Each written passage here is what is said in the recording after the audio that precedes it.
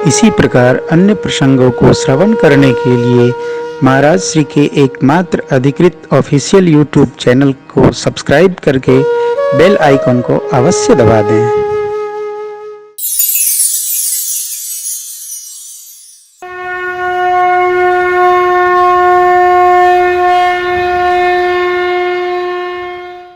राम जी की कथा सुन रहे हैं हम आप।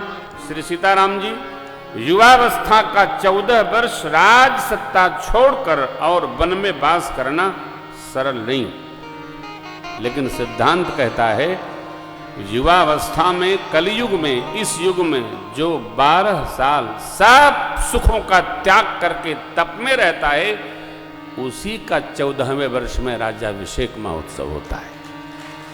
तप में रखो, 12 वर्ष तक युवावस्था को तप में रखिए। जो तपेगा उसी का अभिषेक होगा। आराम से कुछ नहीं मिलता, आराम नहीं। मेरे परमात्मा ने शिक्षा दी। सरकार हमारी वन यात्रा में, लक्ष्मण भैया मां संग में हैं।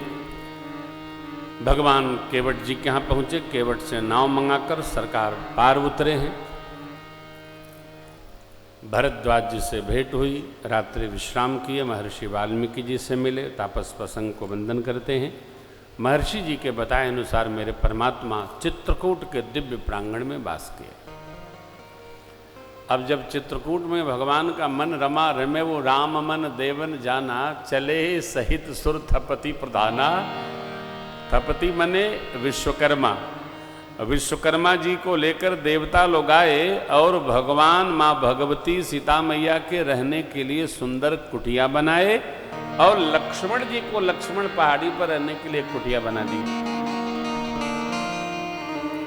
भगवान चित्रकूट में रम गए। चित्रकूट में भगवान अनेक वर्षों तक रहे। इधर सचिव जी संदेश लेकर आए हैं प्रभु का। महाराज चक्रवर्ती जी ने जैसे संदेश सुना कि सीताराम लक्ष्मण जी बन ही चले गए, बनते बन ही सिधाए,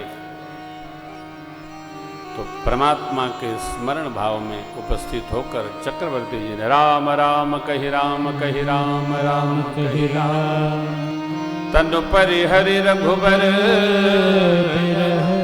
राव गयो,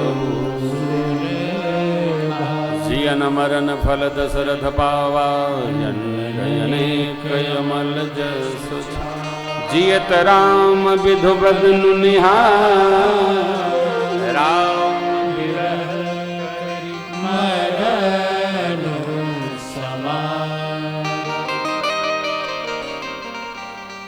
जीने का फल राम स्मरण, राम दर्शन।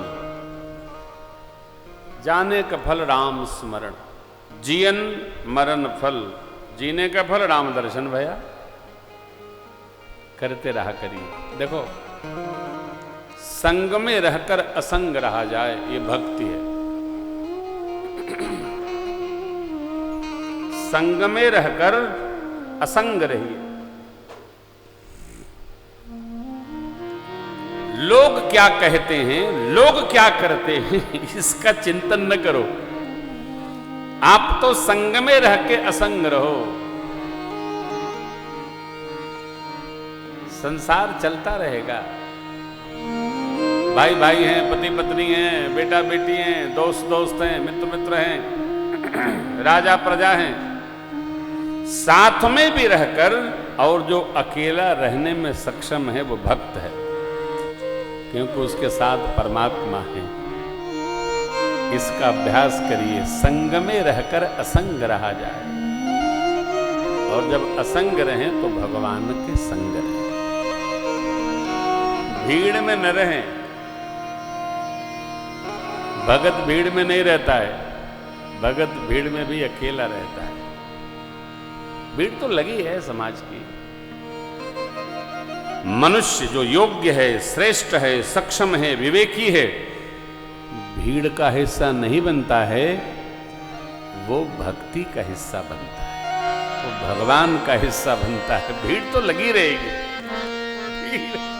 भीड़ के सिद्धांत नहीं होता।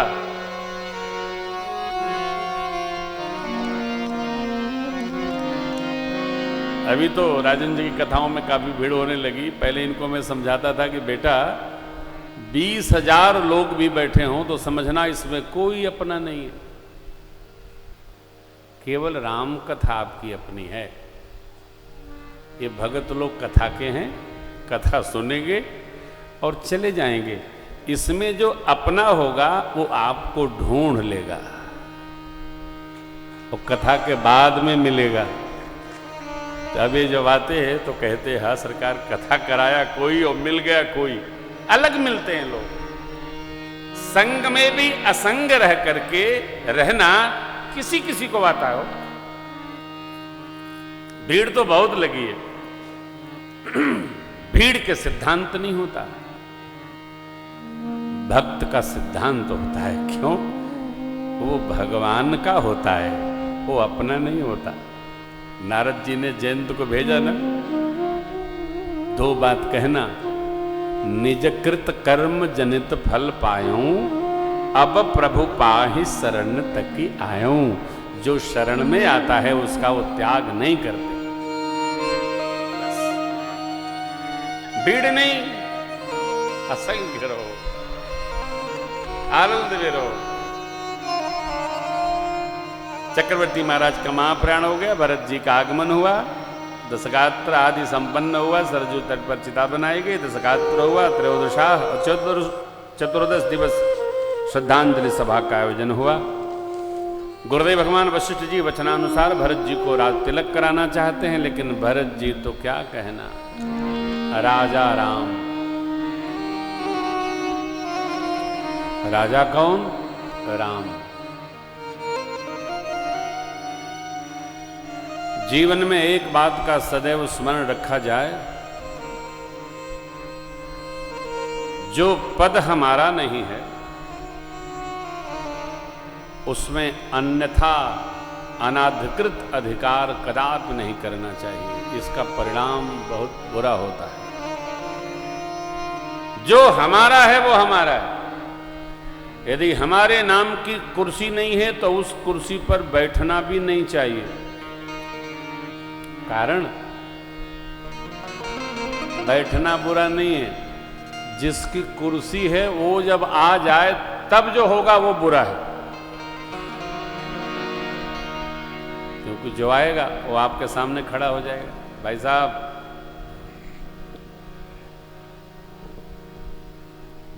हाँ तो ये मेरी कुर्सी है, तो क्या रजिस्ट्री है? वो धीरे से पूछेगा आपकी है क्या? तब तक कोई आयोजक आ जाएगा, कहेगा साहब इन्हीं की है। तो वो जो परिस्थिति आती है बड़ी विकट आती है। फिर क्या होता है? फिर आदमी नाराज होकर के कथा से, यज्ञ से, प्रतिष्ठान से चला ही जाता है। इतना गुस्सा आता है। पहले से सावधानी बरती। कथा कह रही है जो संपत्ति अपनी नहीं है उसको अपनी मानने की गलती कदापि नहीं करनी चाहिए, परिणाम अच्छा नहीं। भरत जी ने यही कहा।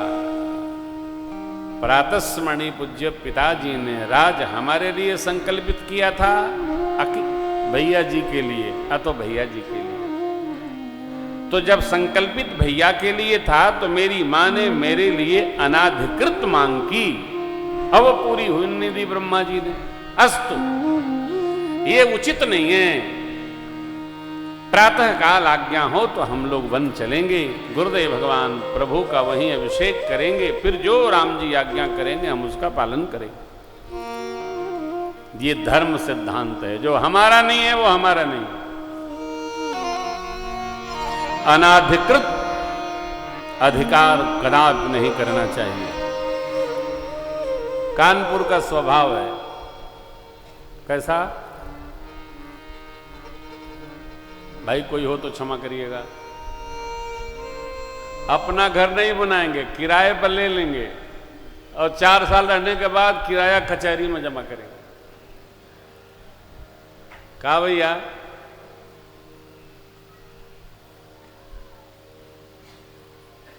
बनवाए हैं का? कब्जा किए हैं कि बनवाए? ये कब्जा हमार कोढ़ा कब्जा न बनिए। ये जो कब्जा है ना, कब्जा कहते हैं वो जो सिकड़ी के लिए ठोका जाता है, तो वही वही जीवन में ठुक जाता है। जो अपना नहीं है उसको अपना मान के कदापि नहीं रहना चाहिए, वरना क्षमा करिएगा प्रकृति पूरा हिसाब करती है। प्रकृति जड़ है साहब, माफ नहीं करती, हिसाब करती है। ये भूल जीवन में कभी न करें। जब चलने लगे तो भरत भैया कहते हैं, संपत्ति सब रघुपति कै आही, जो बिनु जतन चलऊं तजता, तो परिणाम न मोरी भलाई।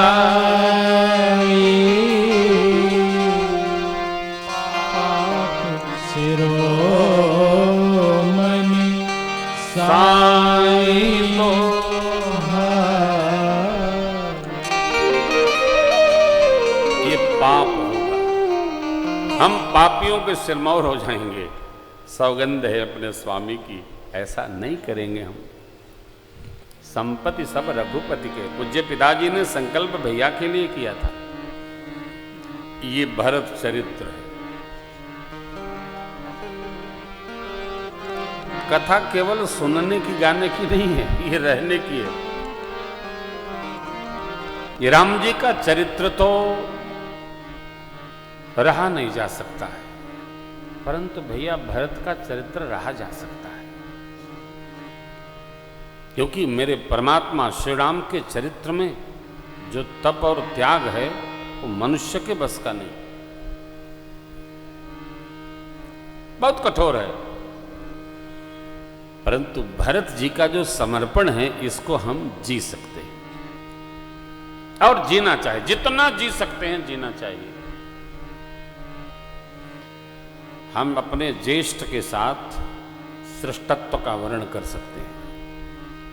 भरत जी चित्रकूट पधारे हैं गुरुदेव के माताओं के सानिध्य में। कथा तो बहुत है, 5 बैठकी हुई है और अंत में प्रभु ने ये निर्णय दिया कि भैया जिस वचन का, धर्म का, सत्य का पालन करने के लिए पूज्य पिताजी ने शरीर का त्याग कर दिया, नृपहि बचन प्रिय नहीं प्रिय प्राणा, करहु तात पितु बचन प्रमाण। 14 वर्ष हमको वन में रहना है, 14 वर्ष आपको श्री अवध में रहना है। आप अयोध्या जी का संहार करें, हम वन में रहकर तप करें। प्रभु की चरण पादुकाएं भरत जी को सेवा के लिए मिली हैं। लेकर भरत जी सब समाज के साथ अयोध्या पधार गए। सभी ग्रंथों में उनके सार तत्व की कथा है। यहाँ मानस में दोहा क्रमांक उत्तरकांड प्रसंग के दोहा क्रमांक 62 से 67 तक मानस हृदय में भूत भावन भगवान शिव मां शिवा से कथा सुनाते कहते हैं देवी काकभूषुंड जी ने संक्षिप्ततः आगे के समास चरित्र परमात्मा श्री राम के ऐसे सुनाए। भरत रहनी श्री अवधाकर, भरत रहनी सुरपति सूत करे, प्रभुवरु अत्रि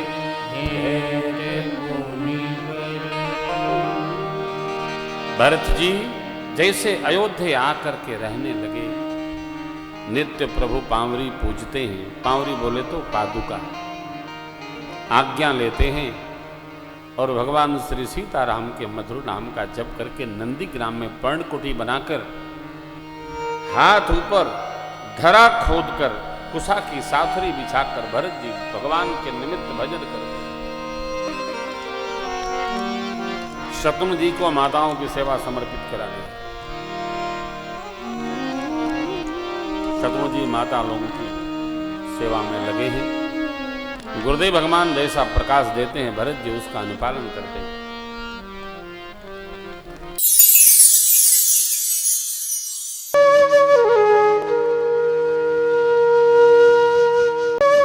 इसी प्रकार अन्य प्रसंगों को श्रवण करने के लिए महाराज श्री के एकमात्र अधिकृत ऑफिशियल यूट्यूब चैनल को सब्सक्राइब करके बेल आइकन को अवश्य दबा दें।